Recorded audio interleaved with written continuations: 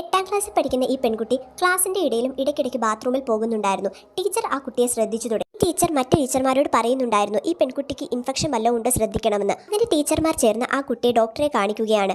അപ്പോഴാണ് അറിഞ്ഞത് ആ പെൺകുട്ടി ഗർഭിണിയാണെന്ന്. തന്റെ പെൺകുട്ടിയുടെ അമ്മയും വിളിപ്പിച്ചിട്ടുണ്ടായിരുന്നു. അമ്മ എന്താ കാരണം എന്ന് ചോദിക്കാതെ പോലും ആ പെൺകുട്ടിയെ വളരെയധികം അടിക്കുകയൊക്കെ ചെയ്യുന്നുണ്ടായിരുന്നു. അവളുടെ അമ്മ എന്തിനാണ് അവളെ അടിക്കുന്നതെന്ന് പോലും ആ കുട്ടിക്ക് അറിയില്ലായിരുന്നു. അച്ഛനെ കാണണം എന്ന് പറഞ്ഞ് ആ കുട്ടി കരയുന്നുണ്ടായിരുന്നു. ആ കുട്ടിയുടെ അച്ഛനും അമ്മയും വർഷങ്ങളായിട്ട് വേർപിരിഞ്ഞായിരുന്നു താമസിച്ചുകൊണ്ടിരുന്നത്.